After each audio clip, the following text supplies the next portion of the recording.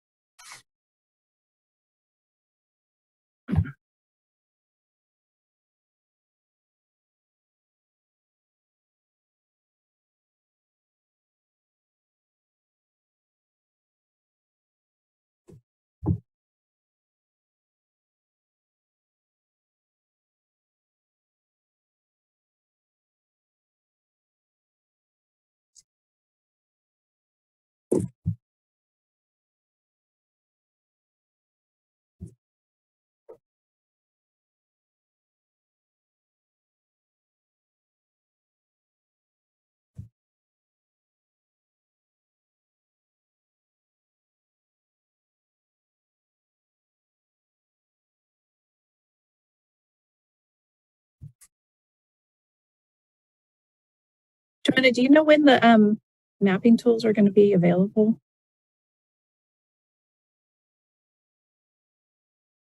Okay.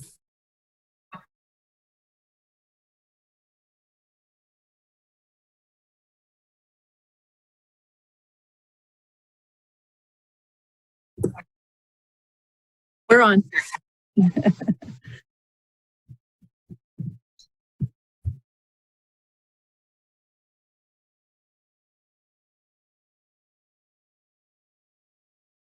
Good morning, Vacaville. Thank you for joining us for our first redistricting workshop #1. Today we have Joanna Jin joining us from Best and Krieger to talk about the information that we're seeking from the community to help us with the redistricting process and how to use the mapping tools. So with that, I'll turn it over to Joanna.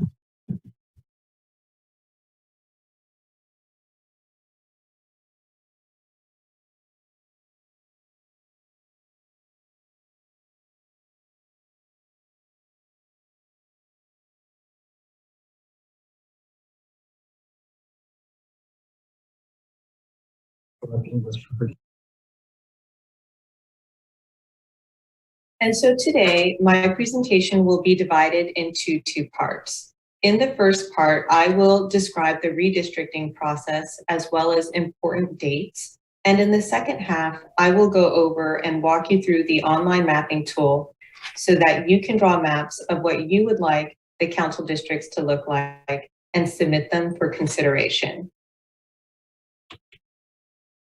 So there are 6 districts in the city with 1 council member representing each of those districts.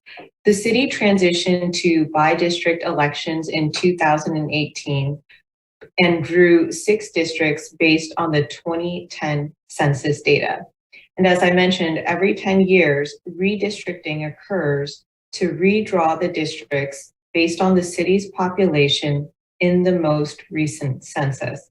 And this redistricting process will be based on the 2020 census data. So each council member serves a 4-year term, and the terms for each of the 6 council members are staggered. So 3 of those districts will be up for election this November, and that will be districts 2, 4, and 6, the even numbered districts, with the directly elected mayor also being on the ballot. And in 2024, districts 1, 3, and 5 will be up for re-election or election. So the redistricting process is pretty straightforward, and it is addressed by the California Fair Maps Act. It requires 4 public hearings, which is very similar to the process for transitioning to by-district elections. So we have already had our first public hearing where I presented an overview of the redistricting process before council and also sought public input regarding communities of interest.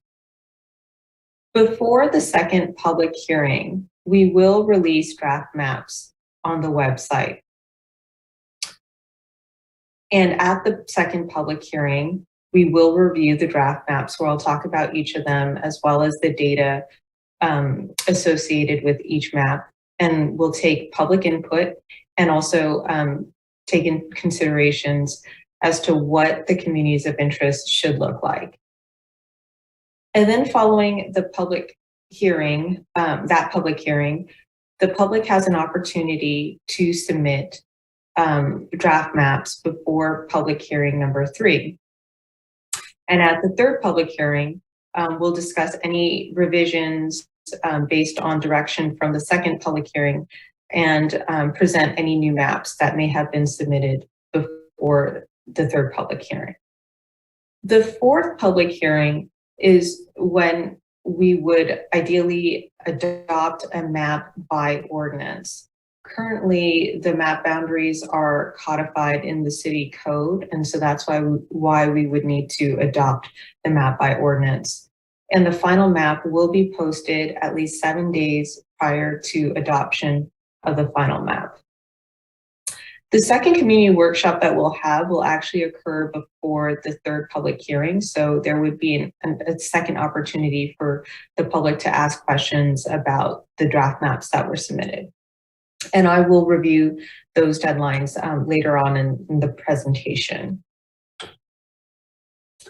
Okay, so with that, I wanted to explain the rules that are considered when drawing district maps under federal law, state law, as well as other traditional principles. So under federal law, under the US Constitution, the district should be equal in population. And this goes to the one person, one vote principle where every district has equal representation in voting. And under federal law, the minority vote cannot be diluted. There cannot be racial gerrymandering. And if there is an opportunity to draw a majority minority district, then council should do so. Then in the second column, we have the California criteria for drawing the boundaries under the Fair Maps Act. And the criteria is actually listed in order of priority. So the district should be geographically contiguous. And what that means is that the districts share common boundaries and that there aren't islands of population in one area that are separate from the remaining population. They also can't just touch at one point. They actually have to kind of be touching and have more common boundaries than just one little point. And I will show you what that means when we go to the maps. The second is that there should be geographic integrity of a local neighborhood or communities of interest. That means that you should, to the extent that you can, not split up neighborhoods.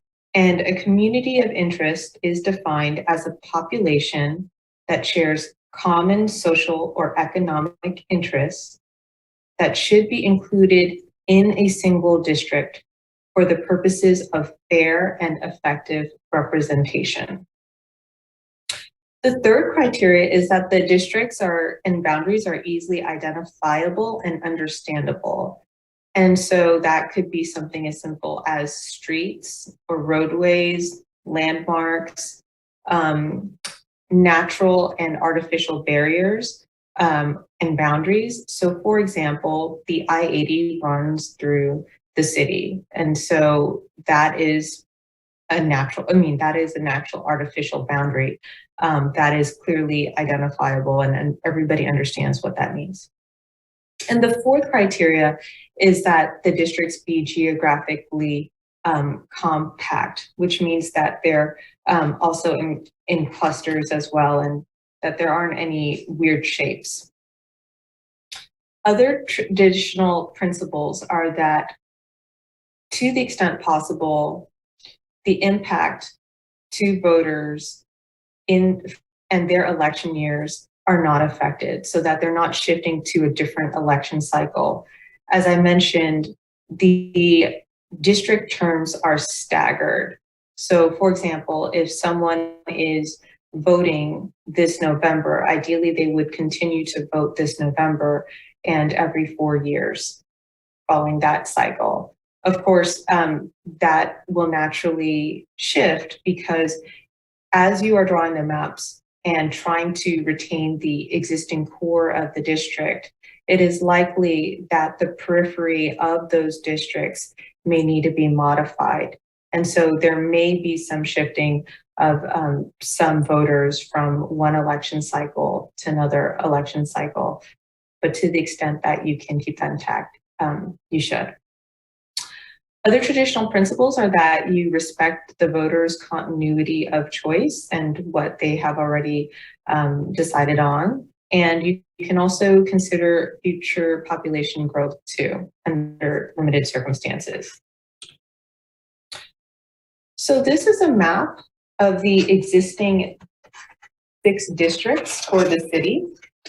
As you can see, they are contiguous, compact, and respect boundaries as well. And so when I was talking about contiguous, what I mean is, for example, over here between districts 1 and 2, you will see that there is a common boundary right along the I-80. And so it's not as if they were just touching only at, one point, but you'll see more. You'll actually see lines that are drawn around where where it runs for quite some time while it touches another district. So I'm going to discuss each of the districts in a little bit. District 1 includes parts of the Fruitvale area, Vine Street, Browns Valley, and the North Village residential areas, Centennial Park, and Horse Creek Soccer Complex, as well as the Vacaville High School, the Industrial Park, and areas of the Nut Tree Plaza. It does exclude the Vacaville-Dixon substation. And District 1 is in red. District 2 in green crosses over the I-80. It includes North Alamo and parts of Orchard and Buck Avenue residential areas, Lagoon Valley, Keating Park, Alpatch Park, the State Correctional Facilities, Three Oaks Community Center, and the City Hall campus. It excludes the Wild Hawk subdivision. District 3 in light blue has portions on either side of the I-80. It includes the Markham Heights area, Brown Street, the downtown area, East Main, East Monte Vista businesses, Helen Power Plaza, half of the premium outlets, the City Corporation Yard, and the McBride Senior Center. District 4, which is just south of that in this light yellow beige color, includes several multifamily and rental properties and apartment complexes, Wilsey Wood High School, Winco, and half of the Alamo Nut Tree and Alamo Peabody commercial areas. District 5 includes the Leisure community residential area and other residential areas outside of Leisure Road, the Auto Mall, and some of the premium outlets as well.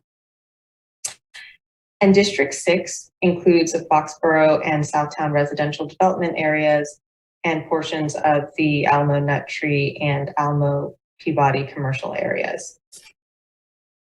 And so that's just a visual of the map. Now what I'm going to do is discuss what the 2020 census data means.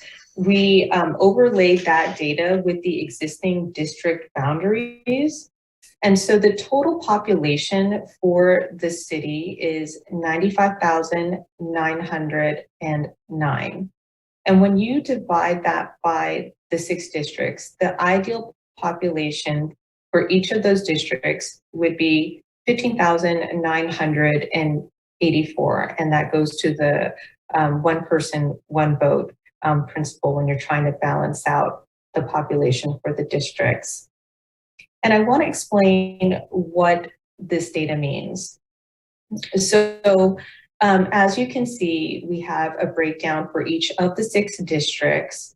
And in the next column over, we have the total population for each of the districts. So I'm going to take District 2 and explain what that data means. In District 2, there's a total population of 15,949 people. There's a raw deviation of minus 35. And what that means is you have the ideal population of 15,984. And so when you subtract the difference, you'll have a difference of 35. That means because it's a negative, it means it's 35 people shy of the ideal population. The percentage deviation is the raw deviation divided by the ideal population. And so when you take 35 and you divide it by 15,984, what you end up with is negative 0.22%. And so we have calculated the percentage deviation for each of the 6 districts. Under the Constitution and federal law, anything above a 10% deviation for any of the districts is impermissible.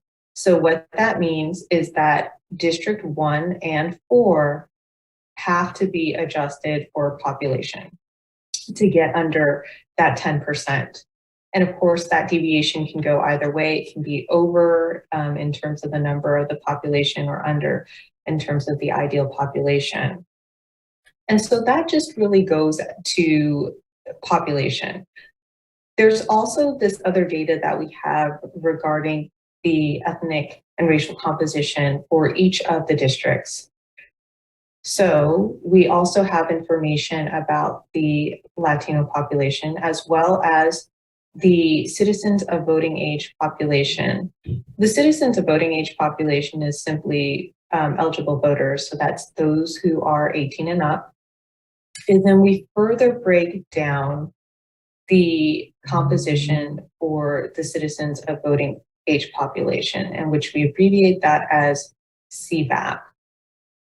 So we have CVAP for non-Latino white, and that's the NL, and that is for District 2, 7,844. We also have the numbers for CVAP Black, CVAP Hispanic, CVAP not Hispanic, CVAP American Indian, Alaskan Native, and we also have CVAP Asian, as well as CVAP Hawaiian and CVAP Other.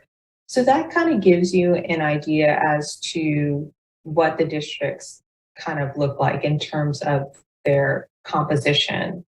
As I mentioned earlier, if there's a possibility that a majority and minority district can be drawn, it should. However, looking at the numbers of the total CVAP, it's clear that the districts are predominantly CVAP white, and so it may not be possible to draw a district that a majority minority district.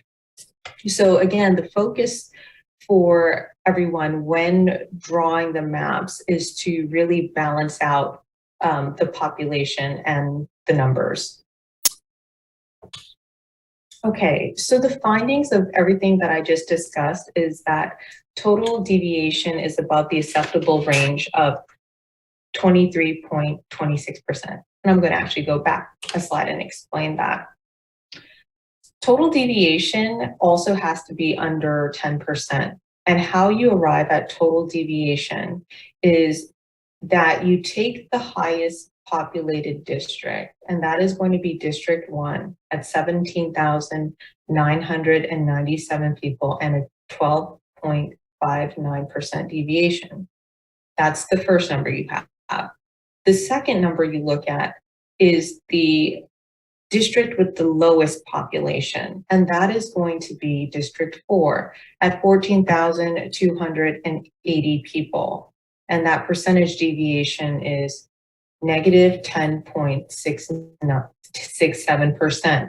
And so when you take that and you add those two numbers together, you reach 23.26%, because that's kind of the range, right? With the zero in the middle, you have negative 10.67% deviation plus another 12.59% deviation.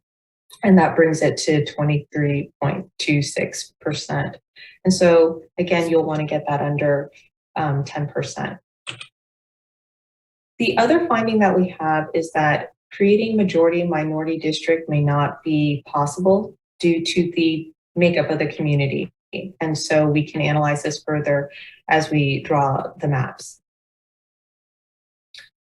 And of course, the current district boundaries have to be adjusted for population balance, especially with districts 1 and 4. So the biggest considerations when drawing the maps is that there's equal population, there is a racial minority vote to the extent that that's possible, that the districts are geographically contiguous, and that there are objective measurements. Population numbers are clearly objective.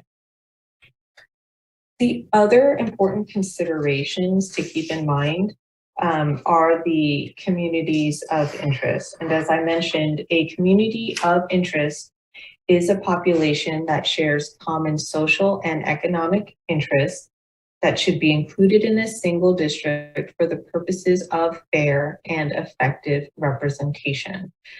So a community of interest may kind of be defined by physical boundaries where there are the natural or artificial barriers.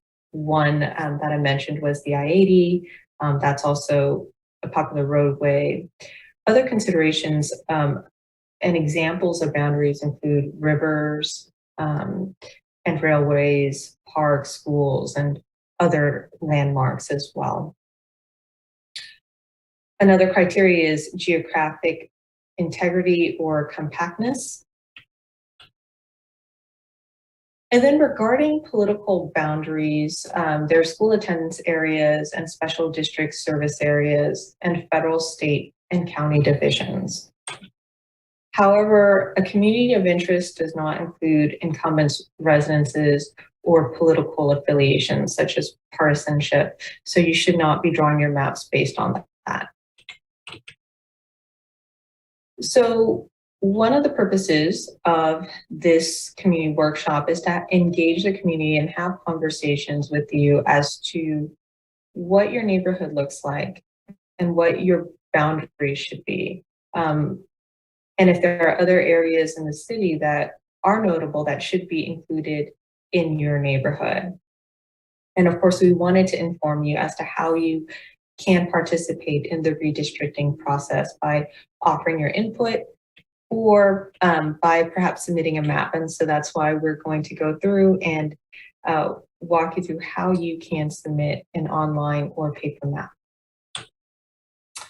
The sources of information that we look to when drawing districts are several. It's the demographic data, the census data that we have, staff expertise, because they're very familiar with the city boundaries, public input, because you live here. And of course, we have the workshop. We're having another one as well next month, and I can provide the date. And we also look to council input as well. So an important website is mapvacaville.org. And this website will have all the redistricting information for the city. And I'll show you the webpage for that in a little bit. All the information that's posted must be retained online for 10 years. So you can always come back to that if you wish. And that website will be updated as the redistricting process unfolds. So we'll have new information about the summaries for this workshop that's posted online. Following the workshop, we'll have the maps on there, as well as anything else that might be wrong. We'll also have the paper maps too that will go online, so you can use those. So feel free to check out that website for updates. And this is just the front page of what mapvacaville.org looks like, but I will also go through the actual webpage and scroll through that for you. So in terms of what's happening now, we are going to ask you for your input on the redistricting process. We have launched the online mapping tool. Any maps that we receive will evaluate, and we will come back at the second public hearing with the first review of a few proposed maps. So in terms of dates, we have already had our first public hearing, as I mentioned, that occurred on January 25th. Today, we have our first virtual outreach workshop, and I think it's great that it's virtual because you will be able to also set up an account for the online mapping tool live as we're going through this. On February 22nd, we will have our second public hearing at 6 o'clock at the City Council meeting, where we'll take a look at the first few maps. On February 25th, that's the deadline for you to submit maps for consideration at the third public hearing. We will have our second virtual outreach workshop on March 2nd, where you'll have an initial glimpse of the maps. And then on March 8th, we'll have our third public hearing also at 6 o'clock to review revisions to any maps from the second public hearing, as well as any newly submitted maps. And we'll also provide feedback on any input that was received from the March 2nd workshop. And then on March 22nd, we'll have a fourth public hearing to discuss and select the top 3 maps for consideration. Actually, I apologize. That should be the selection of the map for consideration, in which we would be introducing the ordinance. And if we need additional hearings, we can do that.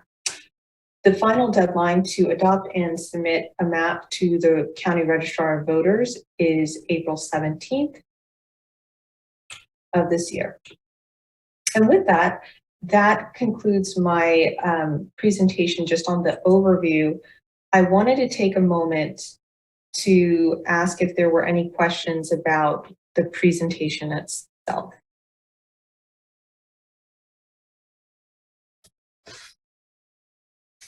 Joanna, while you're taking a break right there, I'd like to just announce a couple of things. The workshop actually was rescheduled to March 4th at noon. Community workshop number 2. Okay. And then also, if anybody needs to, there is a interpretation button at the bottom of your screen. And if you need to listen in Spanish, That is available down there if you toggle that button. And thank you, Michelle, too, for the update for that as well. Sure. And then if you press the English button, select English to listen to English. So.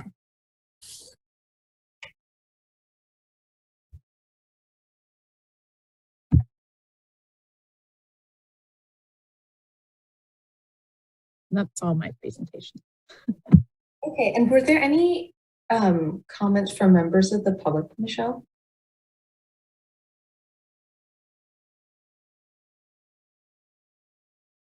I don't, yes, I have a hand raised right now for Councilmember Stockton.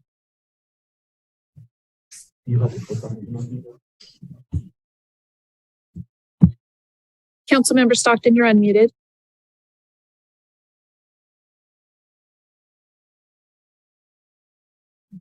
Looks like he's still muted. Yeah. Hello? There you are. Okay. Thank you for the presentation. I'm not going to discuss any of the content because I don't want to jeopardize my ability to talk about it at a council meeting. My question was technical. My screen looks much different than when I'm a panelist for a meeting.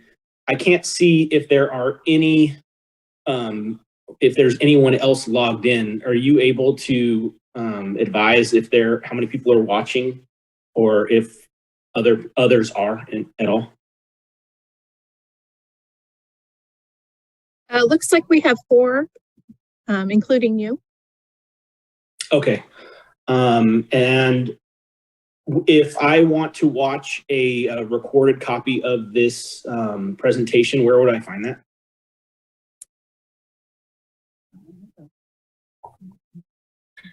I believe that will be posted on the website. And I can actually bring that up and show where that information will be stored. That would be at the Map Vacaville website. Okay, and then And it will also be available on our city's YouTube channel. Oh, perfect. Thank you, Michelle. Mm-hmm. My other question is, how soon will the links for Zoom, the numbers that you have to plug in for the meeting, and then the passcode be available? I saw that this was shared on social media about 12 hours ago.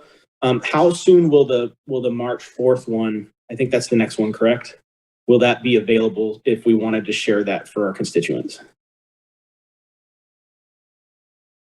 The March 4th meeting information will go out later this week.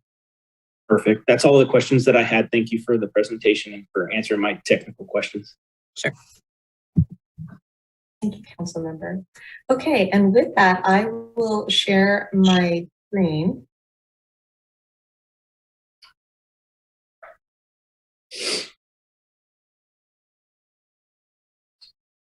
Okay, can you see that? Okay.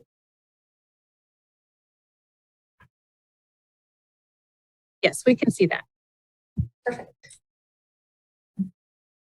So this is the city's redistricting page, and it provides general information. And then, of course, there's an opportunity to go to the mapvacaville.org for additional information regarding redistricting. So I have already pulled that up in this tab here. And I think there are a few things that are very helpful.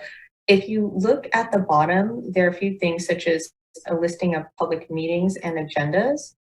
So if we were to click on that, and we'll update that to include the March 4th date too. We also, for example, for the January 25th hearing, this addresses the council members' questions too about what will be posted. And so here we have the agenda, the presentation, and a record of the hearing with links. And so we'll continue to update that as we hit each of our events. We'll also, once we have the draft maps released, we'll have that listed in this hyperlink. And so you'll also have similar links on this ribbon above. So they're both up here as well as down here. So if we were to click the draft maps, there's nothing yet, but it will definitely be on there before the 2nd public hearing. What I'm going to go through is how to draw a map now. And so if you click on this, it'll provide you a link to the online tool for drawing the maps, which I will walk you through today. There are also detailed instructions that can be downloaded as well. So if you click on this link,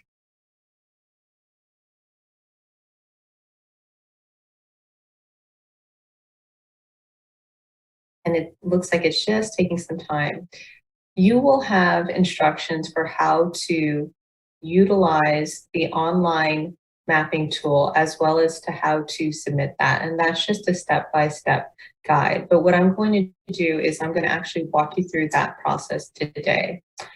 If you do not wish to submit an online map, you can also submit a paper map as well, and we'll have that paper mapping kit in the next few days. So then you can, if you wish to print it out, color in the districts that you desire and you wish to submit that by either email or in-person drop-off to the city, we will also take that and evaluate those maps. So with that, the first thing that you will need to do is to go to the Dave's Redistricting website, and that is https://daysredistricting.org. And if you are online right now, you can also follow through this process as well. So the first thing that you want to do is you want to sign up for an account. So you'll click on the sign up button in the upper right hand corner. And then you can, if you notice over here, there's a place for you to click on the I-beam, input an email and a password and sign up. So I will just wait for a few moments to allow people to create an account. And if you have any questions or this is not appearing, please let me know and I can address that.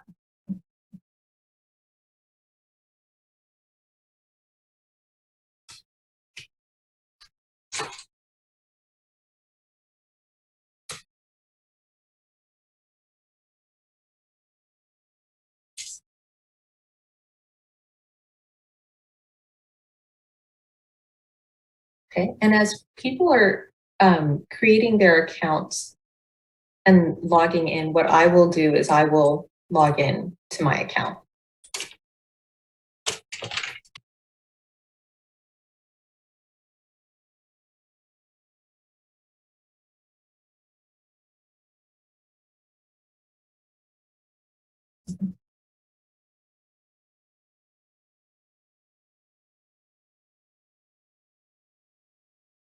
Okay. Michelle, are there any questions by members of the public at this time?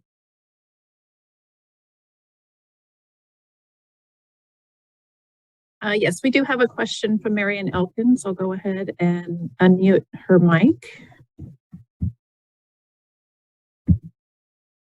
Hi, Marian. Gee, thanks. Thanks for telling everybody that I can't do this.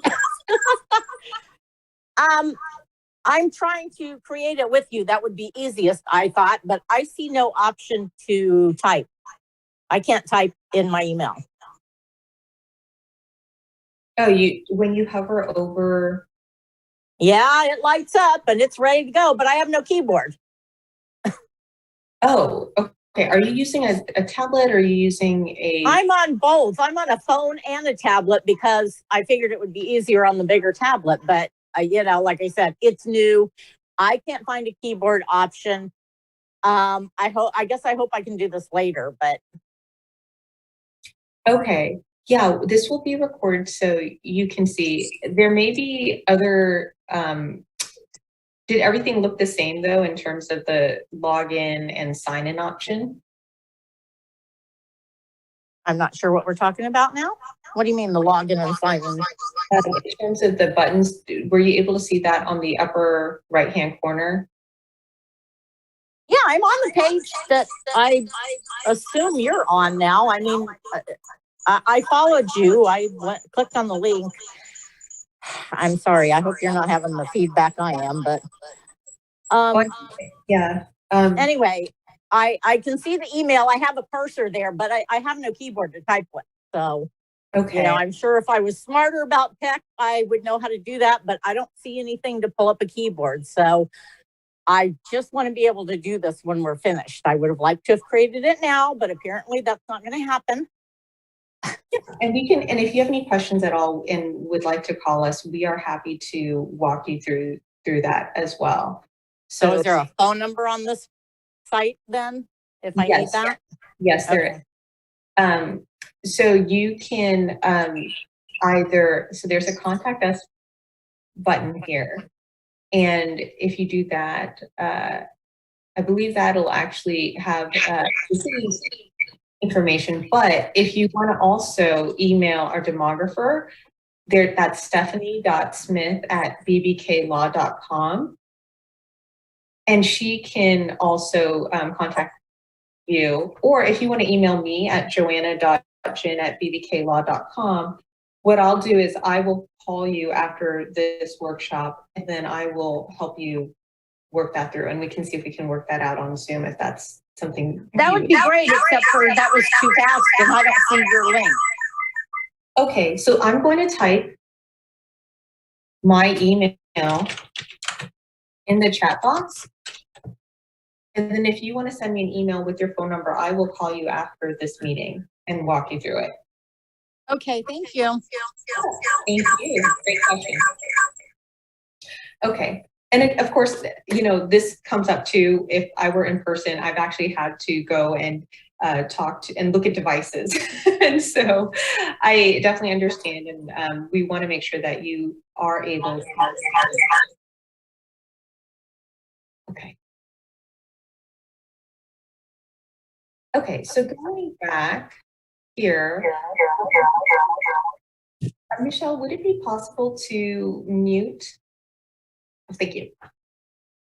Okay, if you look in the upper left-hand corner, there will be 3 horizontal bars. That's a menu. You want to click on that and go to Maps. For me, I already had some items that were populated. But if you click on My Maps here and the upside down caret, you are going to receive a few other options. You want to scroll all the way to the bottom and go to Published Maps. And what that'll do is it'll give you the whole inventory of published maps in Dave's redistricting. And so that's not necessarily what you want, but it's actually populating all the maps. There's 21,015 maps in this system. What you want to do is actually find the one for the city. So you want to take your cursor and go over to this search field, put the I-beam there, and you want to type in Vacaville. And you may notice some lag time in what appears on your screen because it's trying to populate all this data. And if you're doing it for the first time, it may take a little bit longer. So as you can see, I've already started typing in Vacaville, and there is a map template that comes up. And that was created by Stephanie, a demographer. And what we want to do is we want to check this box. And you want to duplicate the map. Okay. So if you click duplicate again, it'll take a little bit to kind of populate and create that map. And so here it is. Now, what you see on the first row is a copy of Vacaville template. So now we want to rename this map. And the reason is that if you have 20 people just creating a copy of Vacaville template, you're going to have 20 maps with the same name, and we're not going to be able to identify the different maps. So again, you would check the box and you're going to click on rename. And so you can name it whatever you want. I mean, I could name it Joanna's Vacaville map.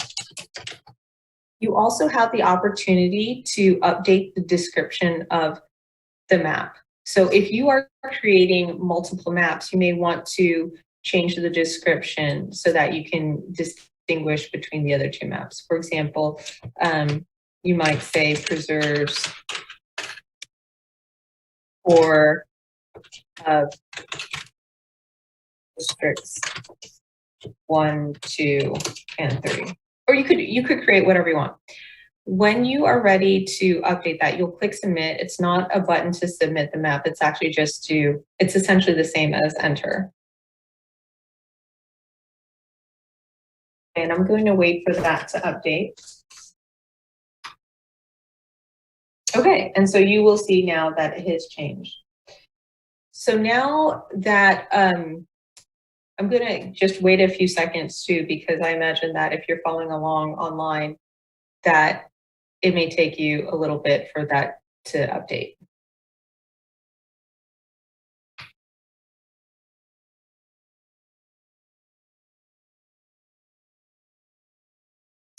Okay, so once you get here, now we can actually edit the map. And so you'll want to check the map and you'll want to click edit.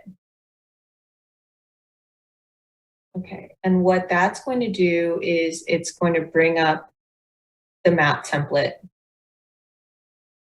but it's your own map. And it'll take some time to upload.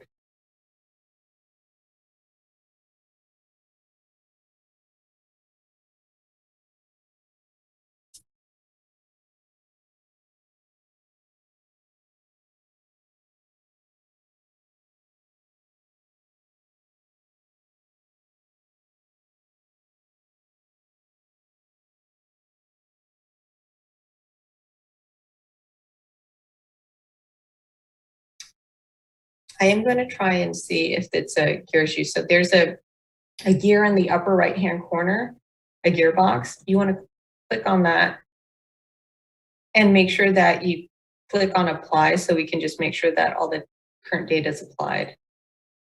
And as you notice, now we actually see the map kind of forming in front of us, and it has taken a little bit of time. After you do that process where you click on the gearbox and again you click on apply, the next thing that you want to do is to check the box for the background map under the overlay section. So over here you have, you'll notice there are a lot of different, boxes in the left. You'll have the district selector where you'll have each of the 6 districts that you can kind of paint. I'll walk you through that. You'll have map colors, of course, you don't really need to focus on that. But the overlays is helpful because you'll want to click on the background map. And what that does is it's going to bring up all the streets for you so you can see it. And I know that right now it kind of looks very, very broad. But if you look over here, you can kind of zoom in. There's the plus and minus. The plus is to zoom in and the minus is to zoom out. So if you were to click on a certain area, you'll notice that you'll get more detail as you zoom in.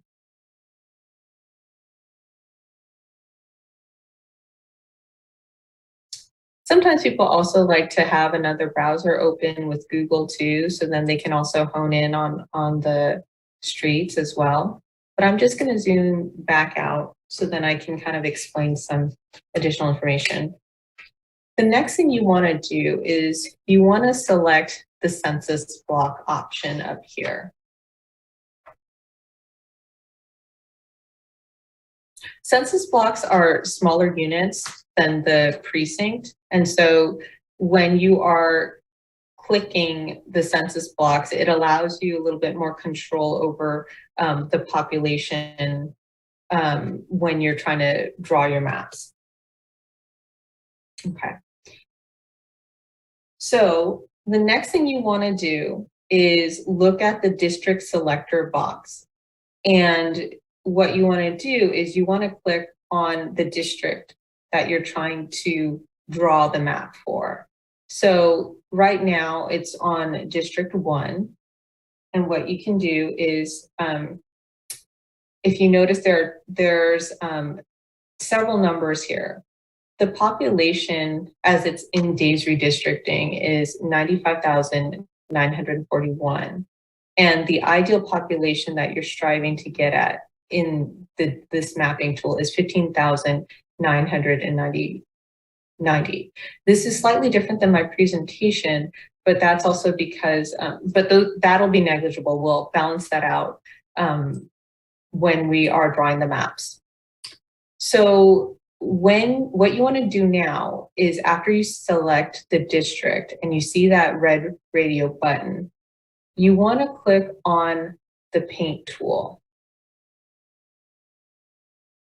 And so once you'll see that it's highlighted because there's this slight purple shading around it. And then what you want to do is you can go ahead and essentially begin filling in District 1. You'll notice that as I hover over the census block, data appears on the right. So again, I'm going to just take it off. There's 0. And then if I hover over, it's going to fill up with information. And that's useful because then you get a sense as to, well, what's the population of this area? You know that it's going to be 4,578. And so that's so if you click on that,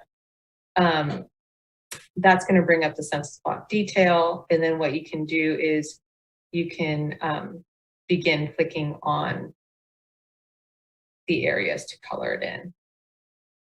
And as you notice, as I begin to click on this, that the information in the District Selector Box changes. It tells you now the population that you have added to District 1. And so far I've added 367. And the deviation tells you how far off you are from reaching your ideal population. So that means that I still need 15,623 people to go. And again, you don't want to do something where you click over here and put this area into District 1 because then you have an issue with a non-contiguous population, right? You want to keep everyone clustered together. So let's say you did go and you clicked on this accidentally and you're like, oh, how do I erase that? Well, if you click on it, you notice nothing will change. So what you want to do is you want to click on this button, which is the erase button, and then click on this, and then it'll take that off. And then you'll just have to remember to click on the paintbrush again in order to highlight a certain area. So you can do that, and if you zoom in, you'll notice that you can kind of see more detail as you click. Right, you can kind of grab other areas. So this is a good opportunity to kind of play around with this as well. Another thing that might be helpful as you are drawing the glaze box right here, that's called labels. And there's several, but if you see the one with the upside down caret and you click on it, you'll notice there are some options and you can select 3 labels. So if I want to look at the total population, and let's say I want to look at the Hispanic CVAP population, I can click these both and click apply. And what that does is it gives this to you actually on the map. So then it's easier to see as you're kind of playing around. Because over here, like the same information is going to be appearing on the right and it provides additional detail. But if you're focusing on certain criteria, then you can go ahead and just populate that on the map. So that's another helpful option too as well. So again, if you're transitioning to a different district, you just simply click on a different district and this with the radio button.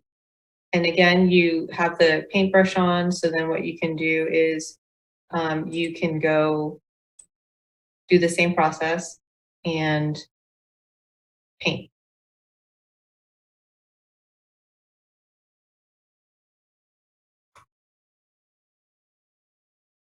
And you'll just want to keep playing around with that. Michelle, are there any questions from members of the public at this time on this process? Not at this time. Okay, sounds good. Okay. So again, as I mentioned, the target population for drawing a map here is going to be 15,990. A deviation of 5 to 10% may be considered. Again, you cannot go over 10%. So to give you an idea of what that looks like based off this 15,990, 5% would be 800 people over or under, and 10% would be 1,600 people over or under. And again, to take a look at the census block details, if you hover over it, the demographic information will appear on your right. Or you can also use the label system to also select up to 3 labels or 3 demographic characteristics that you would like displayed for each of the blocks. And of course, if you make a mistake or you want to change things, you can go ahead and just click on erase as well. Again, when you're drawing the maps, the other important things to keep in mind are the criteria under the Fair Maps Act, which is keep the districts compact. The shape should look pretty, I guess is an easy way for it. They shouldn't be elongated. They shouldn't, be kind of dispersed or all over. The district should also be contiguous. They share a common border. The district should be relatively equal in population, of course, with that 5 to 10%, in the background. And you also want to try and keep the neighborhoods and communities of interest together. There are other few tools up here that you can also play around and click on. One thing to look at is if you're trying to show the district's statistics as to how you have drawn it, it's actually very helpful to kind of like run this. It's almost like when you're doing a tax return and you run it to see if it hit all the marks, you get an idea as to what has happened. So right now, of course, it'll tell you how far I'm off in terms of the deviation.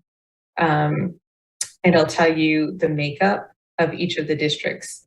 So, and then I'll give you some notes. It'll say that there's an issue, districts 3, 4, 5, and 6 are empty. District 1 may not be contiguous. And then I'll give you some other information about the deviation thresholds as well. And I'll let you know if there are any precincts that are unassigned. Okay. Joanna, we have a question in the chat asking if there's a way to create an overlay with the existing districts. So the overlay with the existing districts will have on the Google Maps. So we will be sharing that feature too relatively soon, so people can see that once the initial draft maps are released. And I think that that's going to be helpful to have on a separate browser when you're comparing. But there's right now, there's no overlay of the existing boundaries in this feature. Okay. And then I have a question from Council Member or Vice Mayor Roberts. Okay. Hey, good morning. How's it going? Good morning.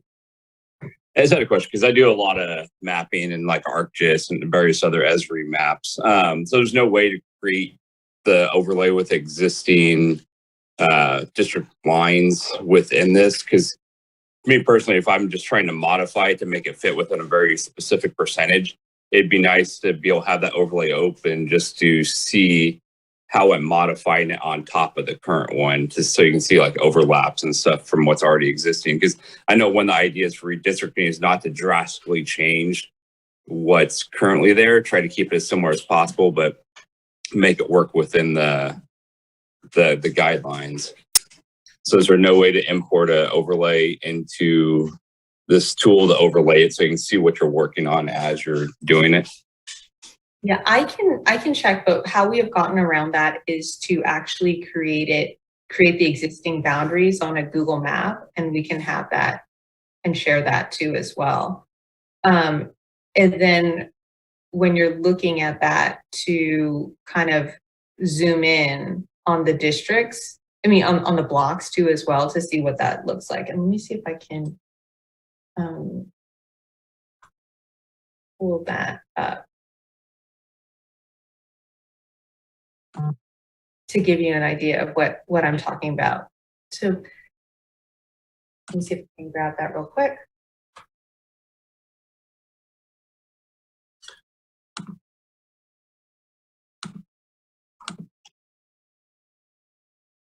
But that is a really good question, and I understand.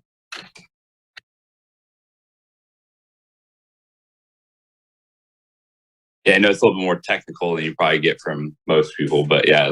Oh, it's good, and it is actually very helpful. I do think that, you know, people are looking at how much of the existing boundaries they're changing, and so I understand that.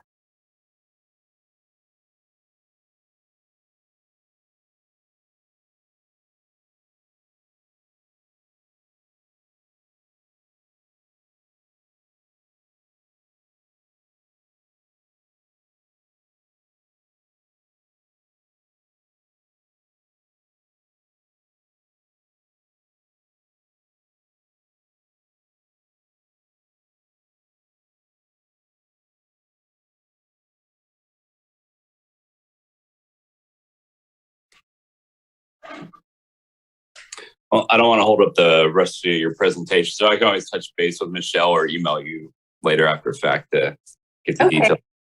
Yeah, and we'll get that information too. I was hoping to just pull that, but we are nearly done too. And so with that, once the map is finalized and you're ready to submit it, you'll want to click on this button here. Okay. And then you'll want to click and publish the map, because until you publish the map, no one can really see it. And so you'll want to click on it and then click on publish. And then this is your last opportunity to change your map name or a description of it. And if you also have Twitter and you want to share it that way, you can also publish it that way. And then when you're ready, you just click publish. But even if you publish it, we still need to know that you want us to take a look and to analyze the map. So what you should also do is, after you publish it, then you'll want to share the map. So you'll want to click on that checkbox, click on share, and then it'll give you a link. You'll double click to highlight the link, right click copy, and then you can insert it in an email, and you'll want to email it to stephanie.smith@bbklaw.com. And you can also send a copy to district.elections@cityofvacaville.com. And so then that way we know that there's a map now that we should begin to analyze. And so actually that concludes my presentation. So I hope that was helpful. I know that, you know, it kind of, once you play around and you get comfortable with it, it's actually a really wonderful tool to work with. So thank you for your time. Are there other questions?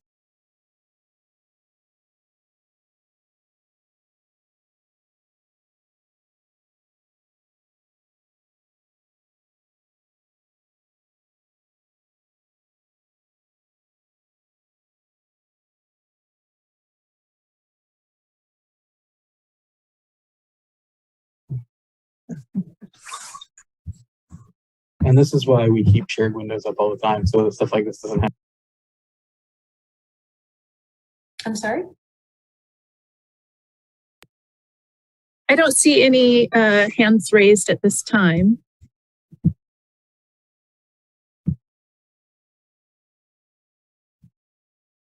I did want to share my screen because I will actually have pulled up the existing overlay. And so I'll work with Stephanie to see how we can get this online. But this is what I was talking about, where there is a Google link where you would have the existing districts that are outlined. So you would have 1, 2, 3, 4, 5, 6.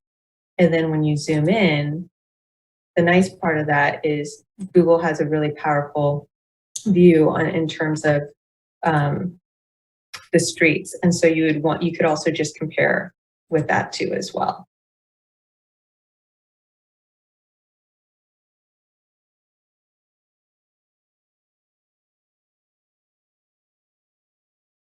But I can work to get that information through Michelle.